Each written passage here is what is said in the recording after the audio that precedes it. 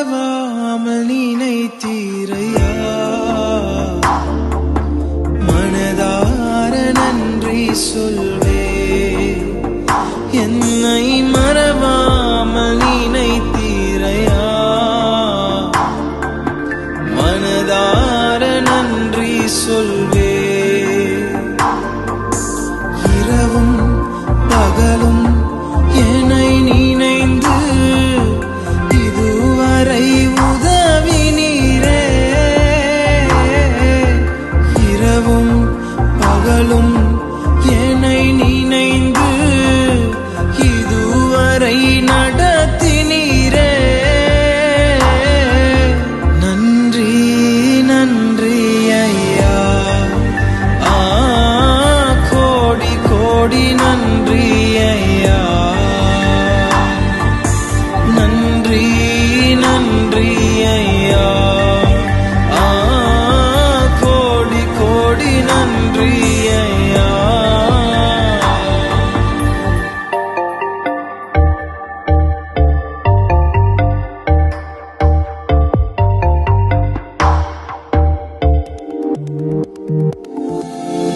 Ebenezer நீர்தானையா, இதுவரை உதவினீரே. Ebenezer நீர்தானையா, இதுவரை உதவினீரே. எல்ரோய் எல்ரோய் என்னையும் கண்டீரே. எப்படி நான் நன்றி சொல்வேன். எல்ரோய் எல்ரோய் என்னையும் கண்டீரே. எப்படி நான் நன்றி சொல்வேன். நன்றி நன்றி ஐயா, கோடி கோடி நன்றி ஐயா. நன்றி நன்றி ஐயா, கோடி கோடி நன்றி ஐயா.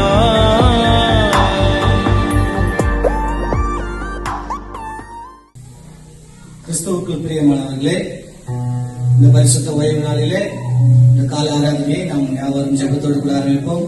ஆண்டவர் இந்த நாளை கூட நம்ம கூடி ஜெபிக்கும்படியாக, ஆண்டவரை ஆராதிக்கும்படியாகவும் ஆண்டவர் கொடுத்த இந்த வாய்ப்புக்காக நன்றி செலுத்துவோம். நம் கண்களை மூடி நம் ஆண்டவரை நாளில் ஜெபிப்போம். அன்புள்ள ஆண்டவரே சுவாமி, இந்த கால ஆராதனைக்காக கூட நன்றி செலுத்துகிறோம். மீண்டுமாக ஆண்டவரே, நாங்கள் ஆண்டவரே உண்மை கூடி ஆராதிக்கும்படியாகவும் நாங்கள் மகிமைப்படுத்தும்படியாகவும் நீர் எங்கள் ஆண்டவரே சுவாமி கொடுத்திருக்கிற நல்ல வேலைக்காகவும் நன்றி செலுத்துகிறோம். இந்த வேலையை நீங்க எங்களுக்கு ஆசீர்வாதத்தை கொடுங்க ஆண்டவரே. இந்த நாளிலே ஆண்டவரே நீர் எங்களுக்காக என்ன வைத்திருக்கிறீர்களோ அதை நாங்கள் அறிந்து கொள்ளப்படுவோம். ஆண்டவரே சுவாமி, எங்கள் இருதயங்கள் ஆண்டவரே உடைய வார்த்தைக்குள்ளாக ஆண்டவரை கலி கூறப்படுவோம். நீர் எங்களுக்கு உதவி செய்திருங்க ஆண்டவரே. இந்த நாள் முழுவதுமாக ஆண்டவரே நன்மைக்கு ஏதுவான காரியங்களை நாங்கள் ஆண்டவரை அறிந்து கொள்ளப்படுவோம். ஆண்டவரே அதன்படியாக நாங்கள் ஜீவிக்கப்படுவோம். ஆண்டவரே உடைய நாமத்தை நாங்கள் மகிமைப்படுத்தப்படுவோம். நீர் எங்களுக்கு உதவி செய்தருளும். இந்த வேலையை எங்களுக்கு ஆசீர்வாதத்தை கொடுங்க சுவாமி. கிருபையில் தந்துள்ளோம். யாரெல்லாம் இந்த ஒரே பார்த்துக் கொண்டிருக்காங்களோ இந்த ஆராதனையில அனைவர பங்கு பெற்றுக் கொண்டிருக்கிற ஒவ்வொருத்தரோடு நாம பேசும் சுவாமி. அவருடைய வார்த்தையை எங்களுக்கு ஆசீர்வாதத்தை தந்துள்ளோம். எல்லாருடைய இயேசுவின் மூலமாக கொஞ்சம் நல்ல பிதாவே, ஆமென். ஆண்டவராகிய இயேசு கிறிஸ்துவின் நாமத்தினாலே உங்களை வாழ்த்தி வரவேற்கிற பிரியமானவர்களே, மறுபடியுமாக உங்களை இந்த நாளிலே சந்திப்பதில் நான் மிகவும் சந்தோஷப்படுகிறேன். கடந்த நாட்களில் கர்த்தர் நமக்கு நல்லவராக இருந்து நம்ம இம்மட்டும் நடத்தின தேவன் இனியும் நடத்த அவர் வல்லவராக இருக்கிறார். இந்த நாளின் ஆராதனையில நீங்கள் எல்லாரும் ஆசையோடு, ஆவலோடு, தாகத்தோடு, உயிர்தையோடு பங்கேற்க வேண்டும் என்று இயேசுவின் நாமத்தினாலே நான் அழைக்கிறேன். ஆராதனையில் நாம் ஒரு சில பாடலை பாடி அதன் பின்பாக நாம் தேவ வசனத்திற்குள்ளாக கடந்து செல்ல போகிறோம். முதலாவதாக நாம் துதிப்போம் அல்லேலூயா பாடி என்ற பாடலை எல்லாரும் சேர்ந்து பாடுவோம். கரங்களை தட்டி நீங்க இருக்கிற இடத்துல சந்தோஷமாய் முழு இதயத்தோடு தேவனை துதித்து எல்லாரும் பாடுவோம்.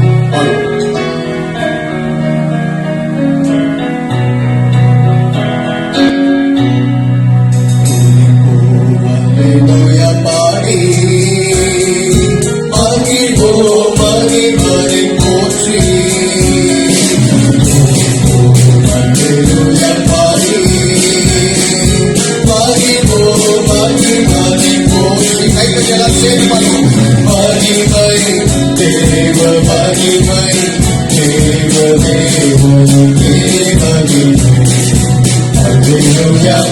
மகிமை தேவ மகிமை எல்லாரும் சேர்ந்து பார்ப்போம்.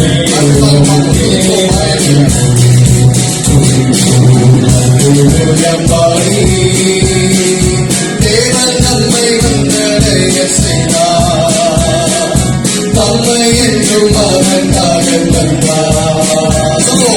தேவன் நம்மை வந்தடைய செய்தார், தம்மை என்றும் அதற்காக தந்தார்.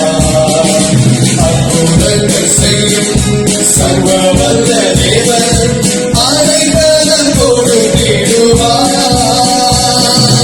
அற்புதங்கள் செய்யும் சர்வ வல்ல தேவன் அனைவரும் கொடுத்திடுவார். அல்லேலூயா பாடி கூப்பிடும் வேளைகளில் என்னை தப்புவிக்க ஆதரவாய் வந்தார். கூப்பிடும் வேளைகளில் என்னை தப்புவிக்க ஆதரவாய் வந்தார். சிங்கத்தின் மேலே கடலிடுவேனே, சர்ப்பங்களை மீதிடுவேன். சிங்கத்தின் மேலே கடலிடுவேனே, சர்ப்பங்களை மீதிடுவேன். அல்லேலூயா பாடி தேவன் என்ற நடைக்கலமாமே, போதும் போதும் பொல்லாப்பு வராதே. தேவன் என்ற நடைக்கலமாமே, போதும் போதும் பொல்லாப்பு வராதே. சர்வ வல்ல தேவன் தவறமாய் நின்றே விடுவித்து காத்திடுவார். சர்வ வல்ல தேவன் தவறமாய் நின்றே விடுவித்து காத்திடுவார். அல்லேலூயா பாடி மகிழ்வோம் மகிழ்வோம் மகிழ்வரை போற்றி. அல்லேலூயா பாடி மகிழ்வோம் மகிழ்வரை போற்றி. மகிமை தேவ மகிமை தேவ தேவனுக்கே மகிமை. அல்லேலூயா மகிமை தேவ மகிமை தேவ தேவனுக்கே மகிமை. அல்லேலூயா பாடி. ஆமன்பானவர்களே, நம்முடைய தேவன் துதிகளிலே வாசம் பண்ணுகிற தேவன். அவர் இந்த நாள் வரைக்கும் நமக்கு உதவி செய்தார், நமக்கு சகாயம் செய்தார். அவரை நாம் ஓயாமல் துதித்து பாடி அவரை உயர்த்த வேண்டியது நம்முடைய பிரதான காரியம், கடமை. அன்பானவர்களே, நம்ம இந்த நாட்களிலே கூட, இந்த ஊரடங்கு நாட்களிலே கூட அவரை நாம் நம்பி இருந்த போது நம்முடைய தேவைகள் எல்லாவற்றையும் சந்தித்தார். நம்மோடு அவருடைய பிரசன்னம் இருந்தது. அதிகமான ஜெப நேரங்களை கொடுத்தார். அதிகமாக சேர்ந்து ஜெபிக்கிற நேரங்கள், குடும்பங்களோடு சேர்ந்து நம்முடைய உறவுகளை காத்துக் கொள்ளும்படியான அருமையான நேரங்களை நமக்கு கொடுத்தார்.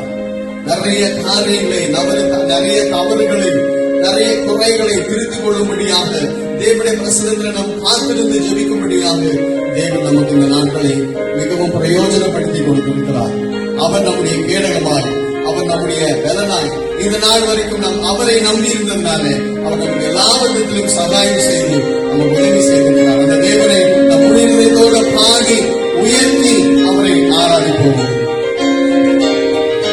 உம்மை போற்றுவே, உம்மை உயர்த்துவே, உம்மை பாடுவே, உம்மை ஆராதிப்பே.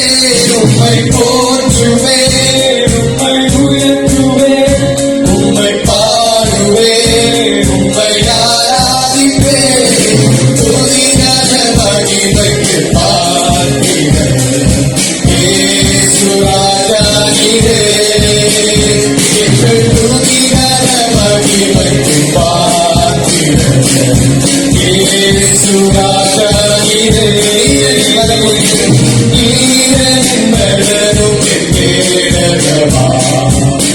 உம்மை நம்பி இருந்தேன்,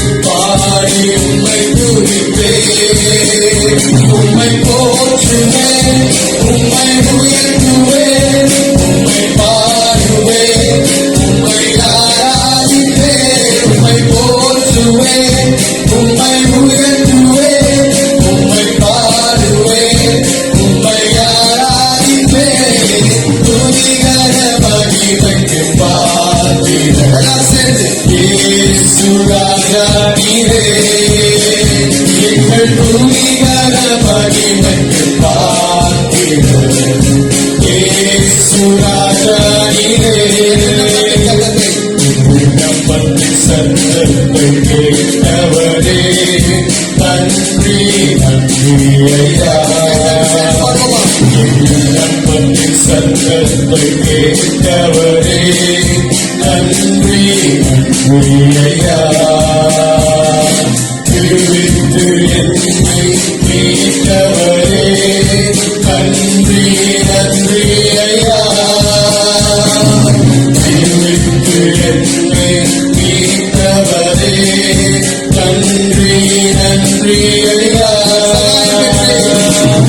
சகாயம் பெற்றேன் உதவி பெற்றேன் பாடி உம்மை துதிப்பேன் சகாயம் பெற்றேன் உதவி பெற்றேன் பாடி உம்மை துதிப்பேன் உம்மை போற்றுவேன் உம்மை உயர்த்துவேன் உம்மை பாடுவேன் உம்மை ஆராதிப்பேன் உம்மை போற்றுவேன் உம்மை உயர்த்துவேன் உம்மை பாடுவேன் உம்மை ஆராதிப்பேன் துதிகர மகிமைக்கு பாத்திரன் இயேசு ராஜா நீரே எங்கள் துதிகர மகிமைக்கு பாத்திரன் இயேசு ராஜா நீரே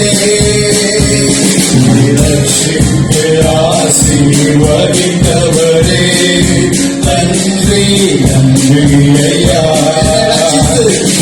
ரட்சித்து ஆசீர்வதித்தவரே நன்றி நன்றி ஐயா போஷித்து என்னை உயர்த்தினீரே நன்றி நன்றி ஐயா போஷித்து என்னை உயர்த்தினீரே நன்றி நன்றி ஐயா சகாயம் பெற்றேன் உதவி பெற்றேன் பாடி உம்மை துதிப்பேன் சகாயம் பெற்றேன் உதவி பெற்றேன் பாடி உம்மை துதிப்பேன் உம்மை போற்றுவேன் உம்மை உயர்த்துவேன் உம்மை பாடுவேன் உம்மை ஆராதிப்பேன் உம்மை போற்றுவேன் உம்மை உயர்த்துவேன் உம்மை பாடுவேன் உம்மை ஆராதிப்பேன் துதிகர மகிமைக்கு பாத்திரன் இயேசு ராஜா நீரே எங்கள் துதிகர மகிமைக்கு பாத்திரன் இயேசு ராஜா நீரே சகாயம் பெற்றேன் உதவி பெற்றேன் பாடி உம்மை துதிப்பேன் சகாயம் பெற்றேன் உதவி பெற்றேன் பாடி உம்மை துதிப்பேன்.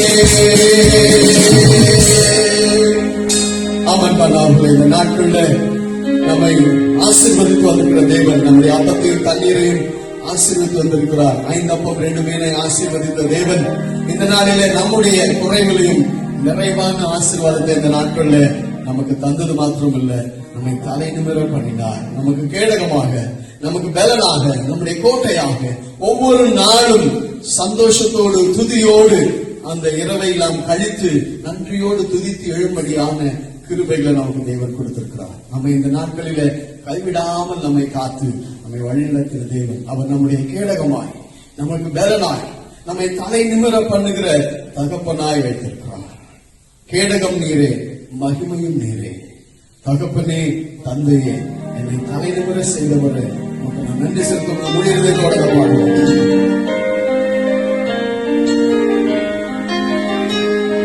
கையை தட்டி எல்லாரும் சேர்ந்து பாடுவோம்.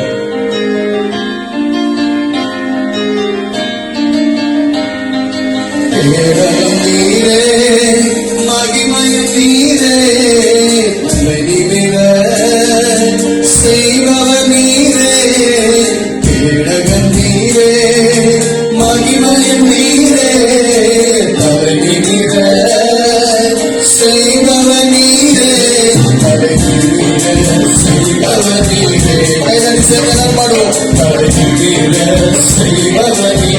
தகப்பனே தந்தையே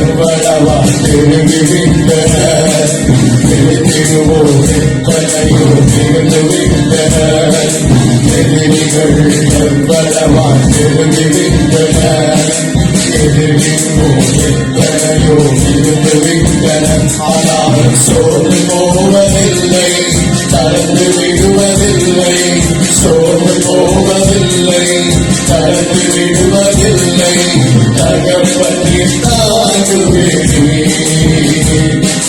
தள்ளாட விடமாட்டேன், தகப்பனை தாங்குகிறேன், தகப்பனை தாங்குகிறேன், என்னை தள்ளாட விடாத தேவன், தள்ளாட விடமாட்டேன், கேடகம் நீரே, கேடகம் நீரே, மகிமையும் நீரே, தலைநிமிர செய்பவர் நீரே, கேடகம் நீரே, மகிமையும் நீரே, தலைநிமிர செய்பவர் நீரே, தலைநிமிர செய்பவர் நீரே, தலைநிமிர செய்பவர் நீரே, தகப்பனே தகப்பனே தந்தையே, தலைநிமிர செய்பவர் நீரே,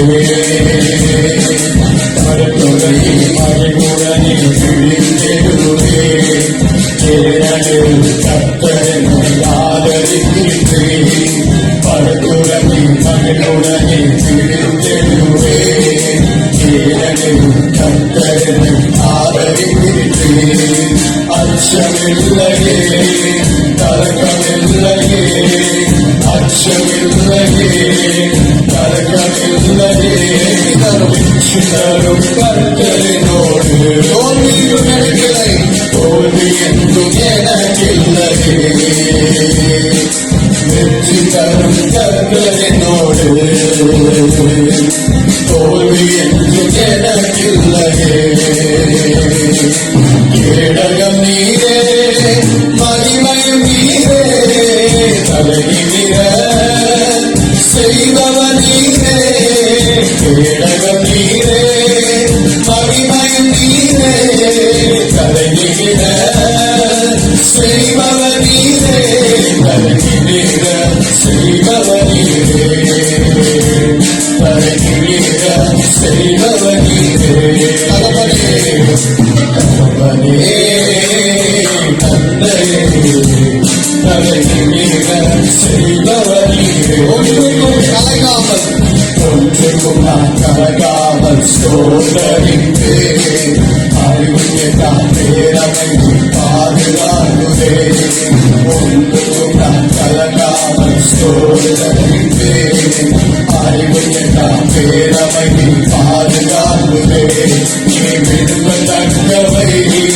தூய்மையானவை, நீ விரும்பத்தக்கவை தூய்மையானவை, அவைகளை தியானம் செய்கிறேன், அறிக்கை செய்து ஜெயமெடுத்தேன், அவைகளை தியானம் செய்கிறேன், அறிக்கை செய்து ஜெயமெடுத்தேன், கேடகம் நீரே, மகிமையும் நீரே, தலைநிமிர செய்பவர் நீரே, கேடகம் நீரே, மகிமையும் நீரே, தலைநிமிர செய்பவர் நீரே, தலைநிமிர செய்பவர் நீரே, தலைகீழ செய்பவர் நீரே, தகப்பனே தந்தையே, தலைகீழ செய்பவர்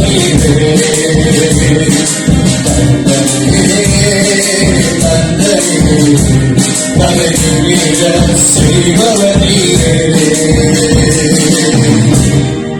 அமன்பானவர்களே, இன்றைக்கு நம்மை தலை நிமிர செய்திருக்கிற தேவன் அவர். இப்படிப்பட்ட ஒரு நெருக்கடியான சூழல்ல கூட தேவன் நம்மை வெட்கப்படுத்தவில்லை.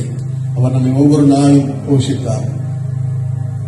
எசேக்கியேல் 16ஆம் அதிகாரத்துல ஆண்டவர் தீர்க்கதரிசியின் இடத்துல இப்படியாக சொல்கிறார். இந்த எருசலேம் பட்டணத்தை குறித்து சொல்லும் பொழுது அவர் இப்படியாக தேவன் தீர்க்கதரிசியின் இடத்துல சொல்கிறார். நீ பிறக்கும் பொழுது உங்க ஒவ்வொரு கொடி அறுக்கப்படாமல், உன்னை ரத்த கரைகள் கழுவப்படாமல், நீ தூக்கி எறியப்பட்டு மிதிக்கப்படுவதற்கு ஒருவரும் உன்னை காணாமல் அப்படியாக உன்னை தூக்கி எறியப்பட்ட கடந்தார். யாரும் உன்னை பார்க்கவோ கண்டுகொள்ளவோ இல்லை. அப்பொழுது நான் உன்னை கடந்து போகும் பொழுது பிழைத்துக்கொள் என்று சொன்னேன். பிழைத்துக்கொள் என்று சொன்னேன். உன் நிர்வாணத்தை மூடும்படியாக, உன் வெட்கத்தை மூடும்படியாக. அன்பானவர்களே, நம்முடைய வாழ்க்கையில ஆண்டவராகிய இயேசு கிறிஸ்து வருவதற்கு முன்பாக நம்முடைய நிலைமையும் அப்படித்தான் இருந்தது. பாவத்துல, சாபத்துல யாரும் நம்மை கவனிப்பாரற்றவர்கள், யாரும் நம்மை நேசிக்காதவர்களாக, நம்முடைய நிலைமையை யாரும் அறிந்து நமக்கு ஆதரவாய் ஆறுதலாய் நம்மை நேசிக்கும்படியான தரத்தை கொடுத்து நம்மை தூக்கி எடுக்க யாரும் இல்லாதவர்களாய் இருந்தோம். ஆனால் ஒருவர் வந்தார் என்னுடைய வாழ்க்கையில, நம்முடைய வாழ்க்கையில ஒருவர் வந்தார். அவர் வந்து எல்லாவற்றையும் மாற்றினார். நம்முடைய வாழ்க்கையில எல்லாவற்றையும் மாற்றி அலங்கோலமாய் கடந்த நம்முடைய வாழ்க்கையை அலங்காரமாய் மாற்றின தேவன். ஜெபத்தோடு இந்த பாடல் நாம் எல்லாரும் சேர்ந்து பாடுவோமா?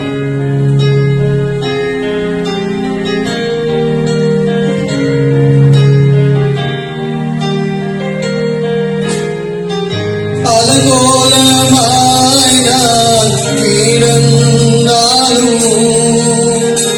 அலங்கரிக்க ஒருவர் வந்தார். அலங்கோலமாய் நான் கிடந்தாலும் அலங்கரிக்க ஒருவர் வந்தார்.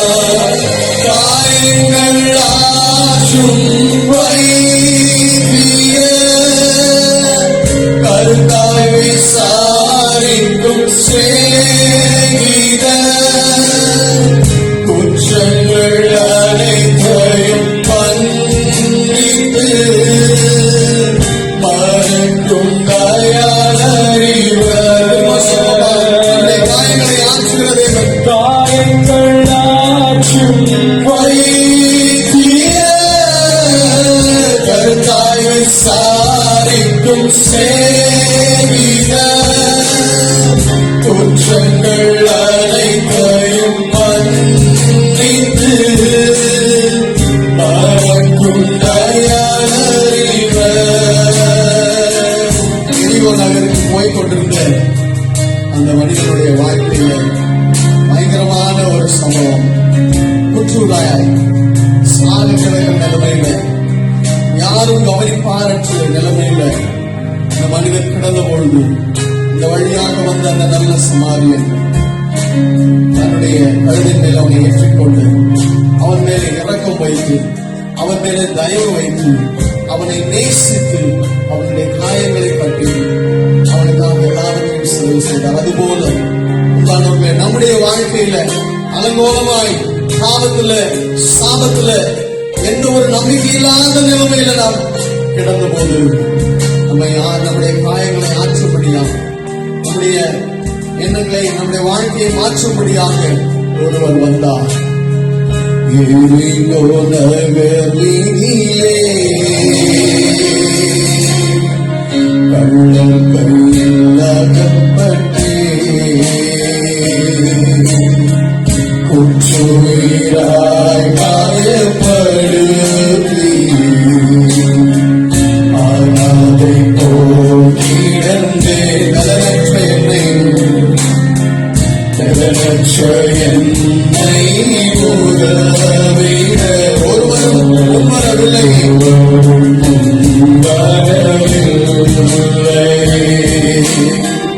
அலங்கோலமாய் நான் கிடந்தாலும் அலங்கரிக்க ஒருவர்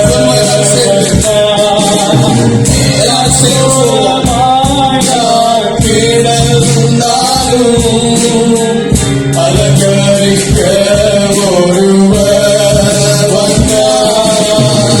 காயங்கள் ஆற்றும் வைத்தியர் கருத்தாய் விசாரிக்கும் சேவிகர் குற்றங்கள் அனைத்தையும் மன்னித்து மறக்கும் தயாளம் வளர்க்கும் தயாளறிவர்.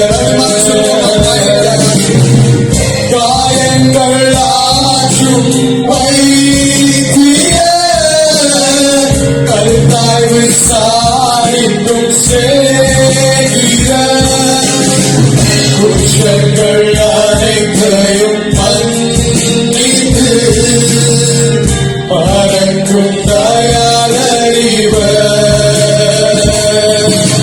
நம்ம வாழ்க்கையில நிறைய பாதைகள், நிறைய பாடுகள், வேதனைகள், கஷ்டங்கள், துன்பங்கள் நம்முடைய வாழ்க்கையில் வரும்.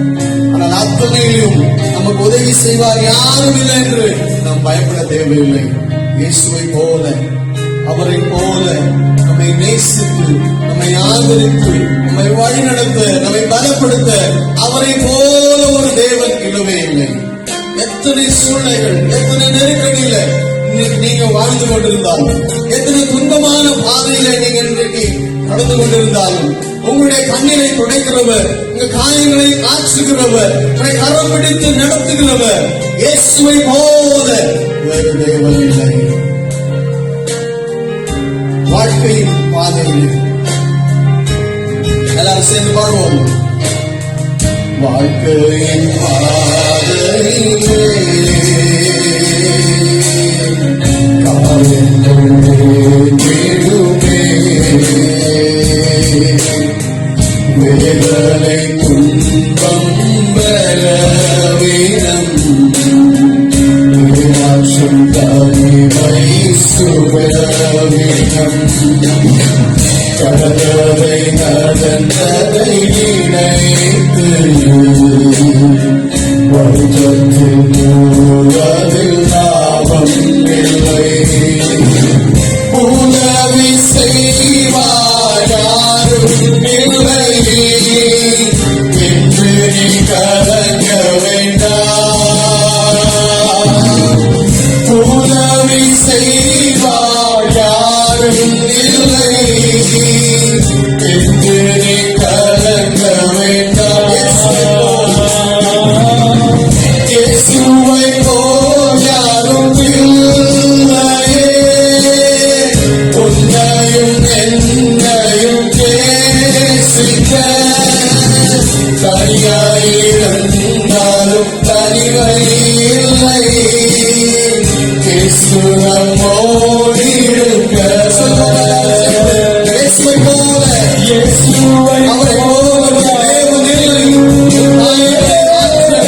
நிலைமையை மாற்ற, துன்பங்களை மாற்ற அவரை போல ஒரு தேவன் இல்லை. தனியாயிருந்தாலும் தனிமை இல்லை. இயேசு நம்மோடு இருக்க இயேசுவை உயர்த்துவோம். இயேசுவை உயர்த்திடுவோம். இயேசுவை எல்லாரும் உயர்த்தி சொல்வோம்.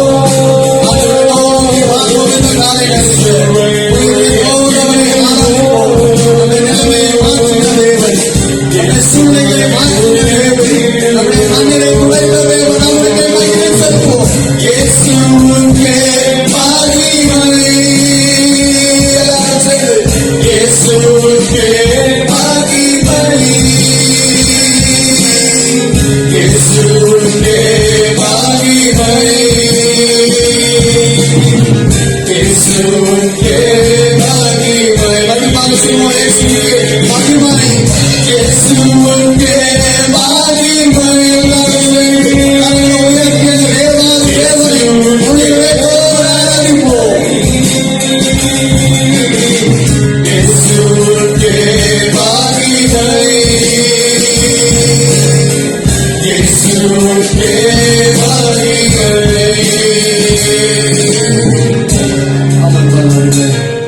நிலைமையை மாற்றி நம்மை அவருடைய அன்புக்குள்ளாக சேர்ந்து கொண்டு ஒரு பெரிய தேவன், ஒரு பெரிய நோக்கத்தோடு, ஒரு பெரிய திட்டத்தோடு அவருடைய வார்த்தையை நமக்கு அனுப்பி நம்மை குணமாக்கி அவருடைய பிள்ளையாக மாற்றி பரலோகத்தின் மனிதர்களாக மாற்றுகிறார். அன்பானவர்களே, தேவன் நமக்கு ஒரு நல்ல அருமையான ஆராதனை நேரத்தை கொடுத்தார். இப்பொழுது நாம் முக்கியமான வேலைக்கு வந்திருக்கிறோம். தேவனுடைய செய்தியை நாம் கேட்க போறோம். கண்களை மூடி நாம் ஜெபிக்கலாம். எங்களை அதிகமாக நேசிக்கிறமையான ஜீவனுள்ள தேவனே, இந்த நாளின் ஆராதனையில நாங்கள் உம்மை நோக்கி ஆண்டவரே உம்மை துதித்து உம்மை பாடி நீர் எங்க வாழ்க்கையில செய்த நன்மைகளை, அதிசயமான காரியங்களை, ஆண்டவரே பாவத்திலையும் அக்கிரமத்திலையும் சாபத்திலையும் கிடந்த எங்களுடைய வாழ்க்கையை நீர் ஆண்டவரே வந்ததுனாலே ஆண்டவரே எத்தனை பெரிய நன்மைகளை, ஆசீர்வாதங்களை நாங்கள் பெற்றுக்கொண்டோம். ஆண்டவரே, அந்த தீர்க்க தரிசன இடத்துல நீர் சொன்னது போல நான் உன்னை விட்டு கடந்து போகும்போது பிழைப்பேன் என்று சொன்னேன்.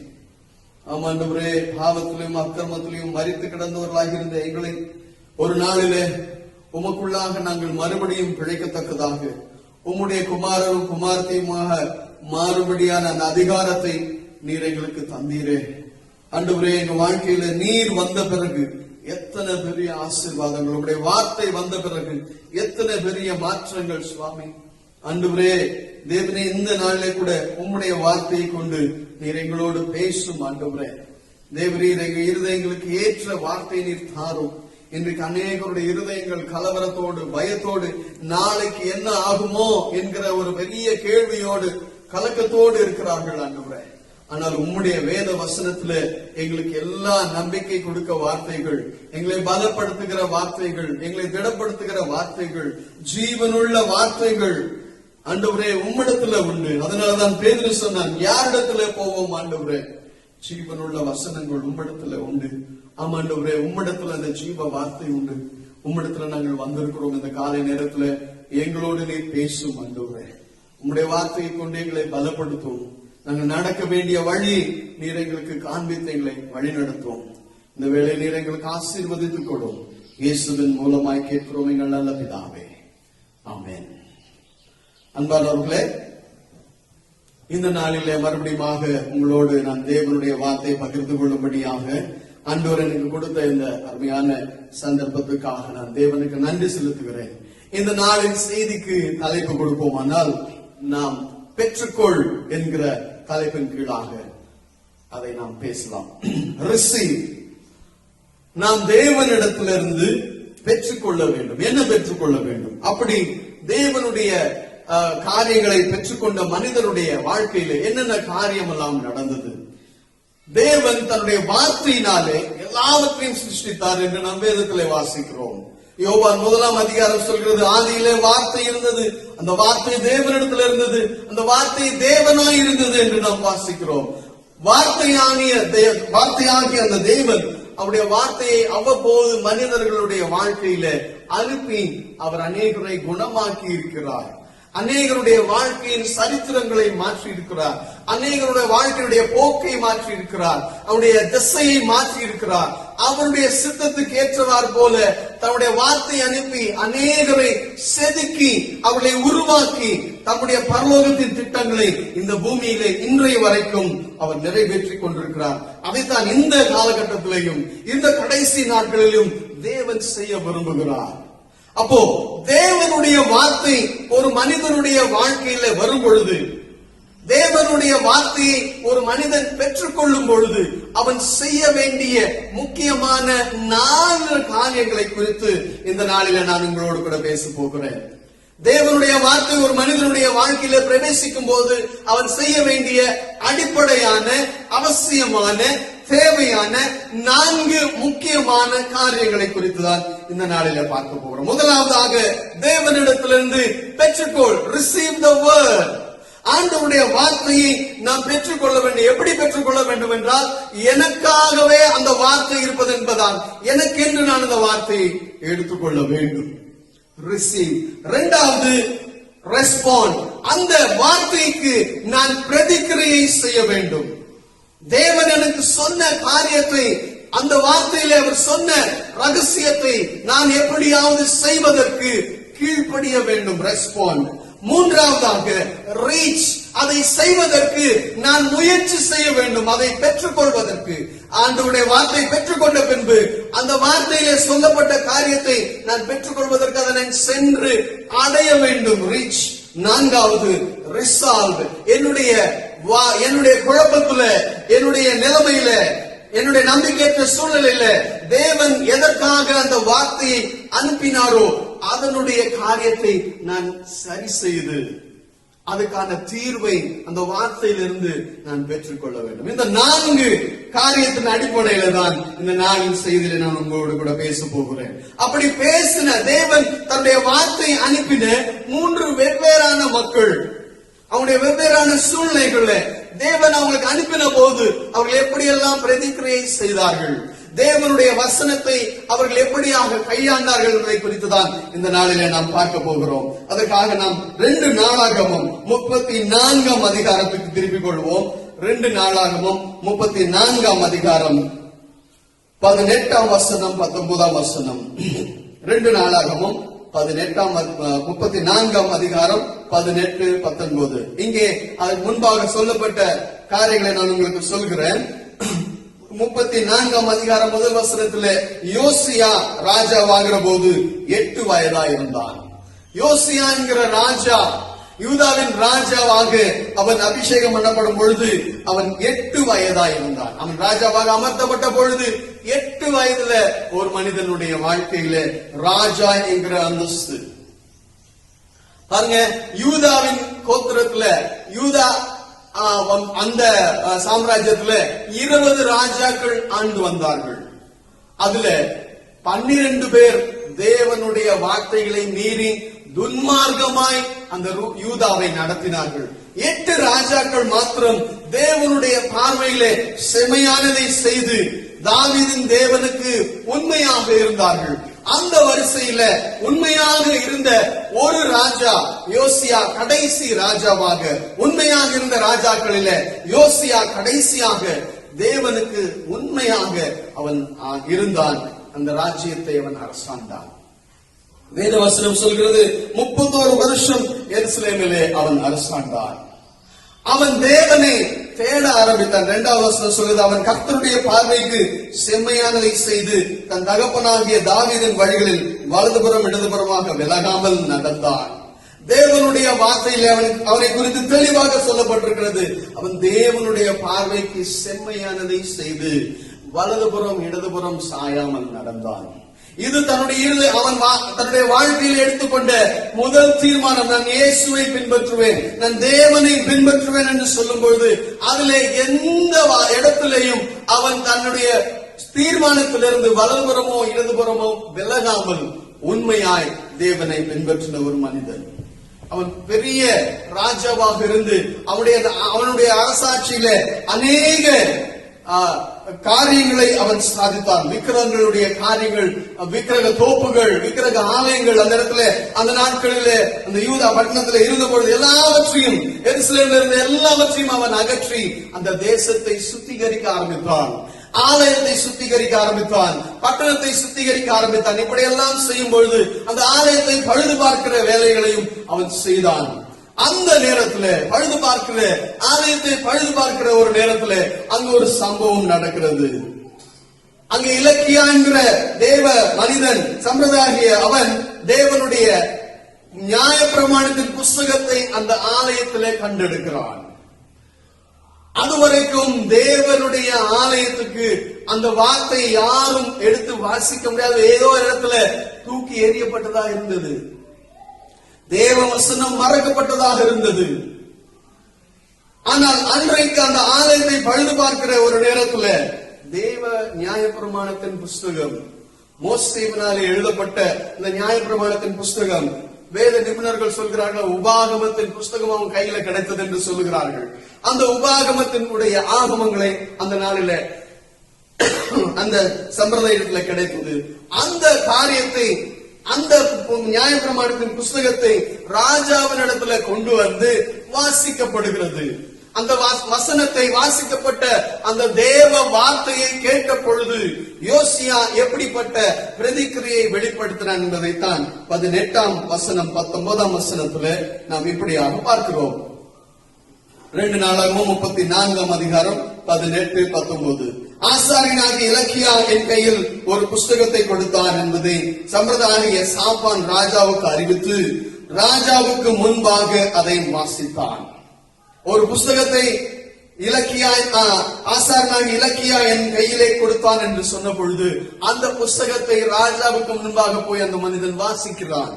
அந்த வசனத்தை வாசிக்கும் பொழுது 19ஆம் வசனம், நியாயப்பிரமாணத்தின் வார்த்தைகளை ராஜா கேட்ட போது அவன் தன் வஸ்திரங்களை கிழித்துக் கொண்டு, அந்த நாளிலே அவன் கேட்ட வார்த்தையை கேட்ட உடனே அவனுடைய மனதிலே அந்த வார்த்தை நேராக போன உடனே அவன் செய்த முதல் காரியம் தன்னுடைய வஸ்திரங்களை கிழித்துக் கொண்டு அவன் மனம் திரும்ப ஆரம்பித்தான். தேவனுக்கு முன்பாக தன்னை தாழ்மைப்படுத்திக் கொண்டார். அன்பானவர்களே, இன்றைக்கு நமக்கு தேவனுடைய வசனம் வருகிறது. தேவ வார்த்தை நமக்கு அதிகமாக இந்த நாட்களிலே கிடைக்கிறது. ஆனால் அந்த தேவ வார்த்தையை நாம் எப்படி எடுத்துக்கொள்ளுகிறோம்? நிறைய நேரத்துல பிரசங்கம் நல்லா இருந்துச்சு, இல்ல பிரசங்கத்தை போர் அடிச்சிருச்சு, இவர் சொன்னதையே திருப்பி சொல்லிட்டு இருக்கிறாரு, அரைச்சமாவையே அரைச்சுக்கிட்டு இருக்கிறாரு அப்படின்னு இன்னைக்கு நிறைய பேர் தேவ வசனத்துக்குரிய அந்த கனத்தையும் அந்த விலைமதிப்பையும் கொடுக்காமலேயே ஆராதனைக்கு சென்று வருகிற மக்களை நாம் பார்க்கிறோம். ஆனால் இங்கே நிலைமை அப்படி கிடையாது. தேவனுடைய வார்த்தை அரிதாக இருந்தது. அதற்கு முன்பாக வாழ்ந்த ராஜாக்கள் அந்த தேசத்திலே தேவ வசனத்தை மறந்தார்கள். தேவ நியாயப்பிரமாணத்தின் புஸ்தகம் மறக்கப்பட்டது. ஆலயத்திலே தூக்கி வீசி எறியப்பட்டிருக்கிறது. அந்த ஆலயத்தை பழுது பார்க்கும் பணிகளில் இருந்த பொழுது ஆசாரியனுக்கு அந்த நியாயப்பிரமாணத்தின் புஸ்தகம் அவன் கையில் எடுக்கிறார். அன்பானவர்களே, அந்த வசனத்தை ராஜா கேட்ட பொழுது அவன் செய்த காரியம், ஐயோ, இப்படிப்பட்ட ஒரு வார்த்தையை நாங்கள் கேளாமல் என் ஜனங்கள், என் பிதாக்கள், எனக்கு முன்னாடி இருந்தவர்கள் இப்படியாக நடந்து நாங்கள் தேவனுக்கு விரோதமாக பாவம் செய்தோமே என்று அவன் தன்னுடைய வஸ்திரங்களை கிழித்து தேவனுக்கு முன்பாக தாழ்த்துகிறான். அன்பானவர்களே, இன்றைக்கு நமக்கு வருகிற வார்த்தையை நாம் எப்படி எடுத்துக்கொள்ளுகிறோம்? நிறைய நேரத்துல நம்ம என்ன நினைக்கிறோம்னா, இந்த வசனத்தை எங்க அப்பா கேட்டா நல்லா இருக்கும், அவருக்கு உரைக்கிற மாதிரி இருக்குது, எங்க அண்ணன் கேட்டா நல்லா இருக்கும், என் ஃப்ரெண்டு கேட்டா நல்லா இருக்கும், மற்றவங்களுக்காக பார்க்கிறோம். ஆனால் இந்த தேவ வார்த்தை எனக்கென்று தனக்கென்று எப்பொழுது ஒரு மனிதன் எடுத்துக்கொள்கிறானோ அப்பொழுதுதான் அவனுடைய வாழ்க்கையிலே மாற்றங்கள் வரும், விடுதலை வரும், ஆசீர்வாதம் வரும்.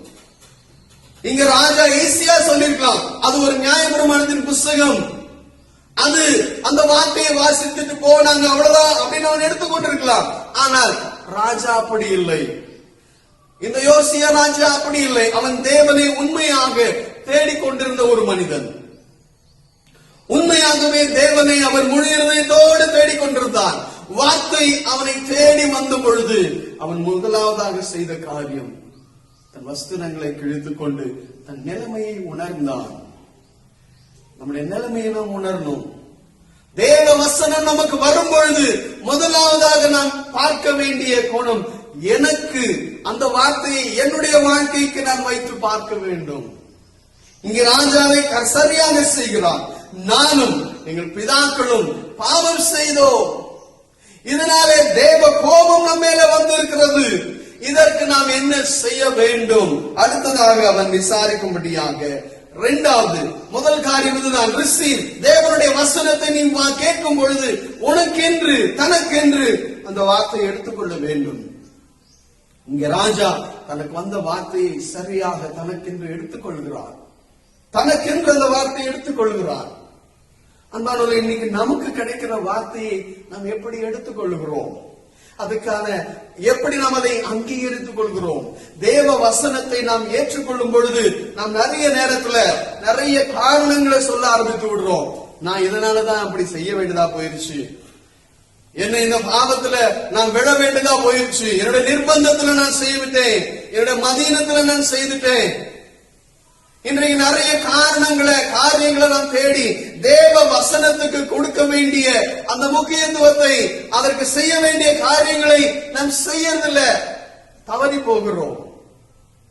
ஆனால் ராஜா வாசிக்கப்பட்ட அந்த தேவ வசனத்தை தனக்கென்று எடுத்துக்கொள்கிறார். தனக்கென்று எடுத்துக்கொண்டு அந்த வார்த்தையை அவன் அப்படியே தனக்கென்று எடுத்துக்கொண்டு தன்னுடைய நிலைமையை உணர்கிறார். தன்னுடைய நிலைமையை உணர்ந்த போது, நான் நிர்பந்தமான நிலைமையில் இருக்கிறேன், என்னை இந்த நிலையிலிருந்து யார் விடுவிக்க முடியும் என்கிற அந்த நிலையில அவன் தன்னுடைய வஸ்திரங்களை கிழித்துக் கொண்டு அவன் தேவனிடத்துல மனம் திரும்புகிறதை பார்க்கிறோம். அன்பானவர்களே, இன்னைக்கு நமக்கு தேவ வசனம் வரும் பொழுது நாம் எப்படிப்பட்ட முதல் படியை எடுத்து வைக்கிறோம் அந்த வசனத்துக்கு நேராக? ராஜா இங்கே சரியான காரியத்தை செய்து கொண்டிருக்கிறான்.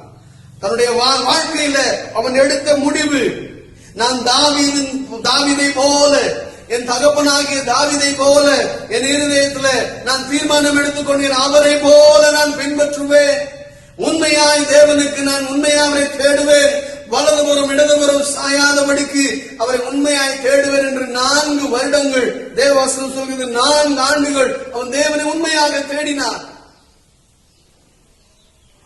அதன் விளைவாக அவனுடைய வாழ்க்கையில தேவ வசனம் அவனுக்கு கிடைக்கிறது. அதுவரைக்கும் கிடைக்காத பொருள், அரிதாக இருந்தது, எல்லாராலும் எரிந்து தூக்கி எறியப்பட்ட அந்த வசனம், யாரும் அங்கீகரிக்கப்படாத ஒரு தேசத்துல, இந்த வசனத்தை ஏற்றுக்கொள்ள முடியாத ஒரு இடத்துல, அப்படிப்பட்ட இடத்துல இருந்து, தேசத்திலிருந்து அவனுக்கு இந்த தேவனுடைய வார்த்தை தேடி வருகிறது. ஆசாருடைய கைகளிலே அந்த நியாயப்பிரமாணத்தின் புஸ்தகம் கிடைத்த பொழுது அவன் நேராக ராஜாவினிடத்தில் அதை வாசிக்கும்படியாக எடுத்து செல்கிறார். அந்த வசனத்தை கேட்ட உடனே தன்னுடைய வஸ்திரத்தை கிழித்துக் கொண்டு அவன் தேவனுக்கு முன்பாக தன்னை தாழ்மைப்படுத்திக் கொள்கிறார். அன்பானவர்களே, இந்த தேவ வசனம் நமக்கு வரும் பொழுது நாம் செய்ய வேண்டிய முதல் படி நம்மை தாழ்த்த வேண்டும், நம்மை தாழ்த்தி ஒப்பு கொடுக்க வேண்டும். அந்த தேவ வசனத்துக்கு நாம் தலை குனிய வேண்டும், அந்த தேவ வசனத்துக்கு நாம் நடுங்க வேண்டும். ஏசாயா தீர்க்கதரிசி புஸ்தகத்தில் சொல்லுகிறது, என்னுடைய வசனத்துக்கு யார் நடுங்குகிறார்களோ அவர்களையே நான் நோக்கி பார்ப்பேன் என்று வேதம் சொல்லுகிறது. ஆனால் இந்த வசனத்தை கேட்டவுடனே அவன் நடுங்கி தன்னுடைய வஸ்திரத்தை கிழித்து தன்னை தாழ்த்தி அவன் தேவனிடத்தில் சேருகிறதை பார்க்கிறோம். அடுத்ததாக, 2வதாக அவன் செய்த காரியம் என்னவென்றால், அவன் உடனடியாக தான் பெற்றுக்கொண்ட வார்த்தைக்கு ரெஸ்பாண்ட் பண்ணுகிறான், பிரதிகிரியை செய்கிறான். என்ன செய்கிறான்? அதே அதிகாரம் 34ஆம் அதிகாரம் 21ஆவது வசனத்தை நாம் வாசிப்போமானால், அங்கே நாம் வாசிப்போம், கண்டெடுக்கப்பட்ட இந்த புஸ்தகத்தினுடைய வார்த்தைகள் நிமித்தம் நீங்கள் போய் எனக்காகவும் இஸ்ரவேலிலும் யூதாவிலும் மீதியானவர்களுக்காகவும் கர்த்தரிடத்தில் விசாரியுங்கள். இந்த புஸ்தகத்தில் எழுதியிருக்கிற எல்லாவற்றின்படியையும் செய்யும்படிக்கு கர்த்தருடைய வார்த்தையை நம்முடைய பிதாக்கள் கை கொள்ளாதே போனபடியினால் நம்மேல் மூண்ட கர்த்தருடைய உக்கிரம் பெரியது என்றான். உடனடியாக அவன் ஒரு தீர்க்கதரிசியிலே விசாரிக்கும்படியாக ஆட்களை அனுப்புகிறான். கர்த்தரின் மூலமாக என்ன சொல்ல வருகிறார்? நாங்களும் நம்முடைய பிதாக்களும் தேவனுடைய வார்த்தைக்கு கீழ்ப்படியாமல் போனதுனாலே இன்றைக்கு கர்த்தருடைய கோபம் நம்ம மேலே மூண்டது. இதனால எப்படிப்பட்ட பெரிய விளைவுகள் வருமோ, இதனால என்ன நடக்குமோ, எப்படிப்பட்ட காரியங்கள் சம்பவிக்குமோ, இதுல இருந்து தப்பித்துக் கொள்ள ஏதாவது வழி இருக்கிறதா? கர்த்தரிடத்திலே விசாரியுங்கள் என்று தேவனுடைய தீர்க்கதரிசியினிடத்திலே அவன் ஆட்களை அனுப்புகிறதை பார்க்கிறோம். அன்பானவர்களே, இன்றைக்கு நம்முடைய நிலைமை என்ன? இன்றைக்கு நிலைமை என்ன? தேவ கோபம் இந்த உலகத்தின் மேலே பற்றி எரிகிறதை நாம் பார்க்கிறோம். யாரும் எதுவும் செய்ய முடியாதபடிக்கு மனிதர்களுடைய கைகள் இன்னைக்கு கட்டப்பட்ட நிலைமை. மருத்துவம் தோற்று போனது, அவருடைய திறமைகள் தோற்று போனது, பணம் தோற்று போயிருச்சு, வசதி தோற்று போயிருச்சு, எல்லாம் இன்னைக்கு தோற்று போயிருச்சு, அதிகாரிகள் தோற்று போயிருந்தது, தலைவர்கள் தோற்று போயிருக்கிறார்கள். இந்த ஒரு சின்ன கிருமிக்கு பயந்து இன்னைக்கு எல்லாரும் நம் வீட்டோட அடைந்து கிடக்கிறோம். அது எதை காட்டுகிறது? தேவனுடைய கோபத்தை எது காட்டுகிறது? தேவன் ஒருவர் இருக்கிறார் என்பதை காட்டுகிறது. எல்லாவற்றுக்கும் மேலாக அவர் ஆட்சி செய்கிறார் என்பதை காட்டுகிறது. அப்ப நாம் என்ன செய்ய வேண்டும்? இந்த ராஜா செய்தது போல தேவனுடைய தீர்க்கதரிசனிடத்துல விசாரிக்கும்படியாக அவன் ஆட்களை அனுப்புகிறான். ஆண்டவரே, இந்த காரியத்துல நாங்கள் என்ன செய்ய சித்தமா இருக்கிறேன்? அடுத்ததாக நாங்கள் என்ன செய்ய வேண்டும்? நாங்கள் வைத்திருக்கிற காரியங்கள் எல்லாம் இன்றைக்கு தோற்று போயிருக்கிறது. இன்றைக்கு அப்படிப்பட்ட தலைவர்கள் இல்லை. ஆனால் இங்கே ராஜாவாக இருக்கிறவன் தீர்க்கதரிசன இடத்துல ஆட்களை அனுப்பி கர்த்தரிடத்தில் விசாரியுங்கள். யாருக்காக? எனக்காக, என் ஜனத்துக்காக. யூதாவிலும் இஸ்ரவேலிலும் மற்ற எல்லாரும் நீதியானவர்களுக்காக கர்த்தரிடத்தில் போய் விசாரியுங்கள். ஏனென்றால் நாங்களும் எங்கள் பிதாக்களும் பாவம் செய்தோம், கர்த்தருடைய வார்த்தையை கேளாமலே போனோம். அதனாலே இன்றைக்கு பூமியின் மேலே தேவ கோபம் வந்திருக்கிறது. நம்முடைய ராஜ்யத்தின் மேலே தேவ கோபம் உண்டிருக்கிறது. அவன் தேவனுடைய தீர்க்கதரிசனத்துல விசாரிக்கும்படியாக ஆட்களை அனுப்புகிறான். அங்கிருந்து அவனுக்கு செய்தி வருகிறது. 30 வந்த பிறகு அவன் செய்த காரியத்தை பார்ப்போம். சரி, அதுக்கு முன்பாக 27ஆம் வசனம். இந்த 27ஆம் வசனத்தில் அதே அதிகாரம் 27ஆம் வசனம். இந்த ஸ்தலத்திற்கும் அதன் குடிகளுக்கும் விரோதமாக தேவன் சொன்ன அவருடைய வார்த்தைகளை நீ கேட்கையில் உன் இருதயம் விலகி எனக்கு முன்பாக நீ உன்னை தாழ்த்தி எனக்கு முன்பாக பணிந்து உன் வஸ்திரங்களை கிழித்துக் கொண்டு எனக்கு முன்பாக அழுதபடினால் நானும் உன் விண்ணப்பத்தை கேட்டேன் என்று கர்த்தர் சொல்லுகிறார். அவன் செய்த பிரதிக்கிரையை கர்த்தர் பார்த்து அவனுடைய ஜெபத்தை கேட்டார். அன்பானவர்களே, நம்முடைய தேவன் ஜெபங்களை கேட்கிற தேவன். நம்மை நாம் தாழ்த்தும் போது அழகாக இங்க சொல்லப்பட்டிருக்கு, நீ உன்னை தாழ்த்தி எனக்கு முன்பாக பணிந்து உன் வஸ்திரங்களை கிழித்துக் கொண்டு எனக்கு முன்பாக அழுதபடியினால் நானும் உன் விண்ணப்பத்தை கேட்டேன் என்று கர்த்தர் சொல்லுகிறார். 27ஆம் வசனத்திலே, நீ தாழ்த்தினபடியால் உன் வஸ்திரங்களை நீ கிழித்துக் கொண்டதுனாலே, என் வசனத்தை நீ ஏற்றுக்கொண்டதுனாலே உன்னை தாழ்த்தும்படியாக நீ பணிந்து கொள்ளும்படியாக நீ உன்னை தாழ்த்தினபடினாலே நான் உன் ஜெபத்தை கேட்டேன். அவனுடைய ஜெபத்துக்கு பதில் கிடைத்தது. கர்த்தரிடத்திலிருந்து, தீர்க்கதரிசனிடத்திலிருந்து பதில் வருகிறது. அன்பானவர்களே, அதற்கு அவர் என்ன செய்கிறார்? 31ஆம் வசனம். 31ஆம் வசனத்தை நீங்க பார்ப்பீங்களானால், ராஜா தன் ஸ்தானத்திலே நின்று அந்த புஸ்தகத்தில் எழுதியிருக்கிற உடன்படிக்கையின் வார்த்தைகளின் படியே நான் தான் செய்வதனாலே கர்த்தரை பின்பற்றி நடப்பேன் என்றும் தன் முழு இருதயத்தோடும் தன் முழு ஆத்மாவோடும் அவருடைய கற்பனைகளையும் அவருடைய சாட்சிகளையும் அவருடைய கட்டளைகளையும் கைக்கொள்ளுவேன் என்றும் கர்த்தருடைய சந்நிதியிலே உடன்படிக்கை பண்ணி, மறுபடியுமாக அவன் தேவனோடு விடுபட்ட மீறப்பட்ட அந்த உடன்படிக்கையை அவன் மறுபடியுமாக சேர்த்து கொள்கிறான். அந்த உடன்படிக்கையிலே தன்னை சேர்த்துக் கொள்கிறான், தன்னை இணைத்துக் கொள்கிறான். என்ன சொல்லி இணைத்துக் கொள்கிறான்? நான் கர்த்தருடைய வழிகளில் பின்பற்றி நடப்பேன், என் முழு இருதயத்தோடும் என் முழு ஆத்மாவோடும் அவருடைய கற்பனைகளை அவருடைய சாட்சிகளை அவருடைய கட்டளைகளை நான் கை கொள்ளுவேன் என்று கர்த்தருடைய சந்நிதியில அந்த உடன்படிக்கையை அவன் மறுபடியுமாக புதுப்பித்துக் கொள்கிறான். அன்பானவர்களே, நமக்கு நடக்கிற ஒவ்வொரு நெருக்கடியான வேளையிலே கூட நம்முடைய வாழ்க்கையில ஏற்படுகிற திடீர் காரியங்கள் மத்தியில நாம் தேவனுடைய வசனத்தை பெற்றுக் கொள்ளும் பொழுது நாம் செய்ய வேண்டியது இதுதான். தேவனோடு நமக்கு இருக்கிற உடன்படிக்கை மறுபடியுமாக நாம் புதுப்பித்துக் கொள்ள வேண்டும். ராஜா இங்கே சரியான காரியத்தை செய்கிறார். தேசத்தை எல்லாம் சுத்திகரித்தார், ஆலயத்தை எல்லாம் சுத்திகரித்தார். தேசத்திலே கர்த்தருக்கு அருவருப்பான காரியங்கள் எல்லாவற்றையும் அவன் அகற்றினான். தேவனுக்கு பிரியமில்லாத காரியங்கள் எல்லாவற்றையும் அகற்றினான். விக்கிரக தோப்புகளை அழித்தான், விக்கிரக பலிபீடங்களை அழித்தான்.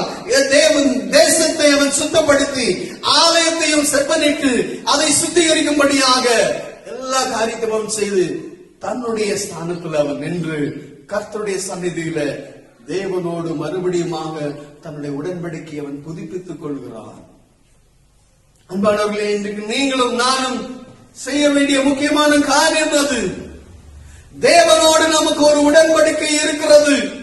உன்னையும் என்னையும் பாவத்தில் இருந்த போது அழைத்த தேவன் நம்மை அவருடைய உடன்படிக்கையிலாக சேர்த்துக் கொண்டிருந்தார். அவருடைய மகனாக மகளாக நம்மை ஏற்றுக்கொண்டார். ஆனால் நாம் தேவனுடைய வார்த்தையை கைக்கொள்ளாமல் போது, அவருடைய கோபத்துக்கு நாம் ஆளாகும் போது, நம்மை தாழ்த்தி நம்முடைய நிலைமையை ஒத்துக்கொண்டு மறுபடியுமாக நாம் தேவனிடத்தில் மனம் திரும்பி அந்த உடன்படிக்கையை புதுப்பிக்க வேண்டிய சூழ்நிலை இன்றைக்கு நமக்கு, சபைக்கு, ஒவ்வொரு விசுவாசிக்கும் இந்த சூழ்நிலை தான் ஏற்பட்டிருக்கிறது. ஆனால் இன்றைக்கு நமக்கு கிடைக்கிற வார்த்தையை நாம் எப்படி எடுத்துக்கொண்டிருக்கிறோம்? அதை எப்படி அங்கீகரித்திருக்கிறோம்? எனக்கென்று, தனக்கென்று என்றைக்கு ஒரு மனிதன், ஒரு விசுவாசி அந்த தேவ வசனத்தை எடுத்துக்கொள்கிறானோ அவனுடைய வாழ்க்கையிலே மாற்றங்கள் வரும், விடுதலை வரும், ஆசீர்வாதம் வரும்.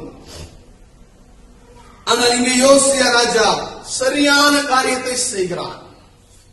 தனக்கு வந்த வார்த்தையை கேட்ட உடனே அவன் தன்னை தாழ்த்துகிறான், தன்னை பணிந்து கொள்ளுகிறான், தேவனை பணிந்து கொள்ளுகிறான். முழு இருதயத்தோடு நான் அவரை பின்பற்றுவேன், அவருடைய கட்டளைகளை கைக்கொள்ளுவேன், என் பிதாக்கள் நடந்ததை போல நான் நடக்க மாட்டேன். தேவனோடு அறுபட்ட, உடைக்கப்பட்ட, துண்டிக்கப்பட்ட அந்த உடன்படிக்கையை மறுபடியுமாக அவன் புதுப்பித்துக் கொள்கிறான். தேவ வசனம் வந்த பிறகு நாம் செய்ய வேண்டிய இரண்டாவது படி ரெஸ்பாண்ட். இங்கே சரியான பிரதிக்கிரியை ராஜா செய்கிறான். அவன் தேவனுடைய சந்நிதியில நின்று அவன் மறுபடியுமாக தேவனுக்கும் தனக்கும் இருக்கிற உறவை தன்னை மறுபடியுமாக புதுப்பித்துக் கொள்கிறான். தேவனுடைய கற்பனைகளை கை கொள்ளுவேன், தேவனுடைய கட்டளைகளின்படி நான் நடப்பேன், அதன்படி என்னுடைய வாழ்க்கையை அமைத்துக் கொள்வேன். இதுவரைக்கும் சூழ்நிலைகளை நானே என்னுடைய வாழ்க்கையில நானே சீரழித்து விட்டேன். ஆனால் இப்பொழுதோ எனக்கு தேவ வசனம் வந்த பிறகு மறுபடியுமாக நான் தேவனிடத்துல வந்து அவரோடு எனக்கு இருக்கிற உடன்படிக்கையை நான் புதுப்பித்துக் கொள்வேன். இன்றைக்கு சபை செய்ய வேண்டிய காரியம், ஒவ்வொரு விசுவாசி செய்ய வேண்டிய காரியம் இதுதான். தேவனோடு நமக்கு இருக்கிற உடன்படிக்கை, ஆபிரகாம், ஈசாக்கின் தேவன், யாக்கோபின் தேவன், அவர்களோடு செய்த அந்த உடன்படிக்கையில நீங்களும் நானும் இணைக்கப்பட்டிருக்கிறோம்.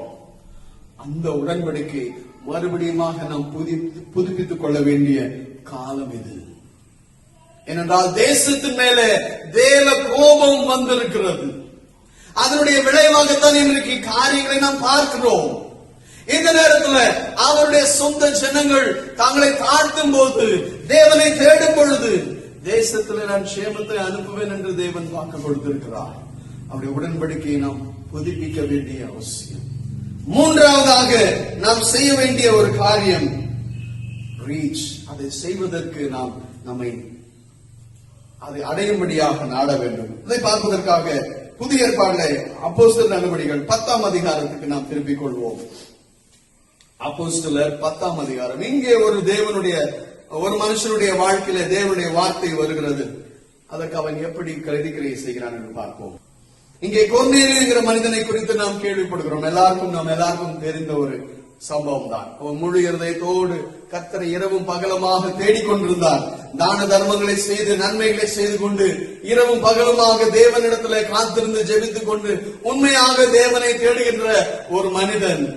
அவனிடத்துல ஒரு நாள் தேவதூதன் பிரவேசித்து அவனுக்கு என்று ஒரு வார்த்தை அனுப்பின பொழுது அவனிடத்துல சில காரியங்களை செய்யும்படியாக தேவதூதன் அவனுக்கு சொன்னார். நீ ஆட்களை அனுப்பி ஒரு மனிதனை வரவை என்று சொன்ன பொழுது அந்த காரியத்தை அவன் செய்வதிலே மிகவும் ஜாக்கிரதையாக அவன் பிரதிக்கிரியை செய்தான். 7ஆம் வசனம், 10ஆம் அதிகாரம் 7ஆம் வசனத்தில் நாம் வாசிப்போம். ஆனால் கொர்நேலியு தன்னுடைய பேசின தேவதூதன் போன பின்பு தன் வீட்டு மனுஷரில் 2 பேரையும் தன்னிடத்தில் சேவிக்கிற போர் சேவைகள் தேவபக்தி உள்ள ஒருவனை அழைத்து எல்லாவற்றையும் அவர்களுக்கு விவரித்து சொல்லி அவர்களை யோப்பா பட்டணத்துக்கு அனுப்பினான். ஆட்களை தெரிந்து கொள்ளுகிறான். யார் அதை உண்மையாய் செய்வார்களோ என்பதை பார்த்து சரியான ஆட்களை தெரிந்து கொள்கிறான். தேவபக்தி உள்ள ஒருவனை